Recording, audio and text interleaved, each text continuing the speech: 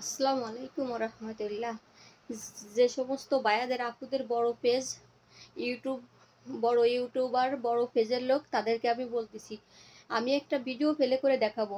অবশ্যই আপনারা এই ভিডিওটা নিয়ে একটু ভালো মতো ওই লোকটারে একটু ভিডিও করে সাইডে দেখাবেন যে এই লোকটা ইনার কি ফ্যামিলি পরিবার নাই নাকি। ভিডিওটা আগে একটু দেখেন, পরে আমি কিছু কথা বলতেছি।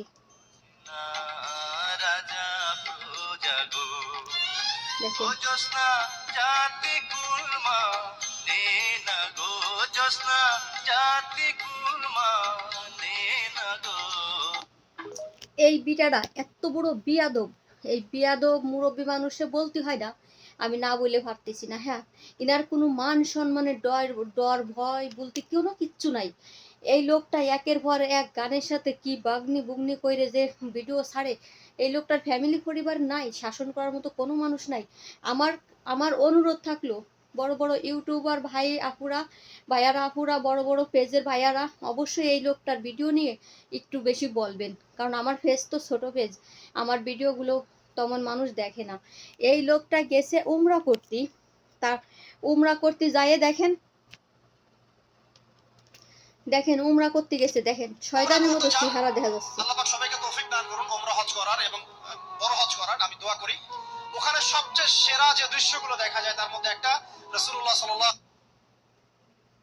কি বলবো, দেখেন যে উমরা করতে গেছে। হ্যাঁ, তো আমি যখন গেছিলাম উমরা করতে, কাবা শরীফের সামনে গেলি পুরো শরীরটা ভার হয়ে যায়, আর এমন বুক ফাইটে কান্না আসে, মনে হয় কি যে আমি যদি একটু অধাধারে আল্লাহর কাছে কাঁদতে পারতাম, একটু সুযোগ পেতাম, ওইখানে তো চিল্লানো যায় না। তো পুরো শরীরটা, পুরো চেহারাটা মলিন হয়ে ভয়তে থরথর করে কাঁপে অন্তরটা, যে আল্লাহ, আমি মনে হয় গুনাহ আমার ক্ষমা করে দিও আল্লাহ, আর বাকি জীবনটা তোমার পথে চলার তৌফিক দিও। মানে কি যে বলবো আল্লাহর কাছে, কি চাবো কি চাবো না, সারা গোষ্ঠী দুনিয়ার মানুষের জন্য দোয়া করা, তারপরে কত রকম আল্লাহর সাথে কথা বলা কাবা শরীফের সামনে যাইয়ে। আর এই লোকটা, অন্য লোক দেখেন হাজি মানুষদের চেহারা কাবা শরীফ তাওয়াফ করে না, তখন তাদের মন মানসিকতা ধ্যান ধারণা সব আল্লাহর প্রতি থাকে, সব আল্লাহর দিকে থাকে। আর সব সময় জন্য মনটা এত নরম থাকে আর এত চোখের পানি অধাধারে ঝরে, মনে হয় কি যে আল্লাহ মনে স্বয়ং ওই বান্দারা দেখতেছে। আর তাদের দেখবেন নুরানি চেহারা জিলিক মারবে। আর এই লোকটার শয়তানের মতো চেহারা, এই লোকটা একের পর এক ভিডিও ছাড়তেছে, একের পর এক।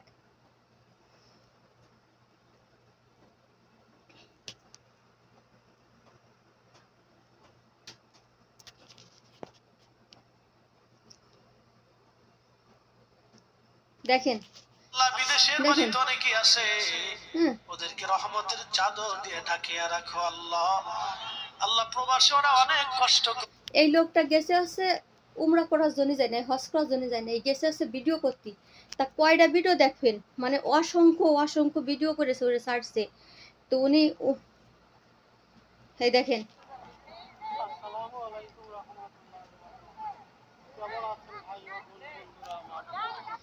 কি ভান করে, বুড়ো হয়ে গেছে লোকটা, দাড়ি দুড়ি ফাইকে গেছে, চোখের মুখের কি ভান করে করে ভিডিও করে আর ছাড়ে। তারপরে উনার কি প্রেম প্রীতি ভালোবাসার এটা ওটা বলে টলে গান গায়ে গিয়ে ভিডিও ছাড়ে। এখন উমরা করতে গেছে, হজ করে হাজি হবে, হাজি দুনিয়ার ফাজি এই লোকটা। এত বড় সমাজের ভাইরাজ কিট মানুষ, একটা হাজির মুখ দেখলে সব হয়, একটা হাজি মানুষে সম্মান করে, তারে দাম দেওয়া উচিত, তারে সম্মান করা উচিত। কিন্তু এই হাজির লোকটার আমি বিয়াদব আর শয়তান করতে বাধ্য হচ্ছি ইনার ব্যবহার, ইনার কাজের ক্ষেত্রে। উনি 100টা ভিডিও করে করে ছাড়িছে হজ করতে যাইয়ে কাবা শরীফের সামনে। তা তো বোঝা যাচ্ছে কি আল্লাহর ভয়তে আল্লাহর ঘর তাওয়াফ করতে যায় নাই, গেছে মানুষকে দেখানোর জন্য, আর গেছে হচ্ছে ভিডিও করার জন্য। আর অন্য অন্য হাজিদের দেখেন গেছি চেহারাটা কত সুন্দর, মাশাআল্লাহ আলহামদুলিল্লাহ, কি সুন্দর নরম, আর তাদের মন ধ্যান খেয়াল সব আল্লাহর প্রতি। আর এটা শয়তানের চেহারা দেখা যাচ্ছে, একেবারে মনে হচ্ছে কি শয়তানের থেকে উঠে আইছে একেবারে, নাউজুবিল্লাহ মিন জালি। আমার অনুরোধ থাকলো ভাইয়ারা আপুরা, এই লোকটার নিয়ে একটা ভিডিও করে ছাড়বেন, এনার ফ্যামিলি পরিবারের চোখ পর্যন্ত যেন পৌঁছয়, যে ইনি যে পাগল হয়েছে ওনার ফ্যামিলি পরিবার লোকজন দেখে না, এই সমস্ত লোকরা আটকাতে পারে না। মানুষের বিয়াদবির একটা সীমা থাকে, বিপদ আপদ দুনিয়া বয়ে আল্লাহর গজবে বইরে গেছে, আর বুড়ো বুড়ো মানুষদের একেবারে মানে নৈশ নৈশ হয়েছে একেবারে। কি আর বলবো, সবাই ভালো থাকবেন, আল্লাহ হাফেজ।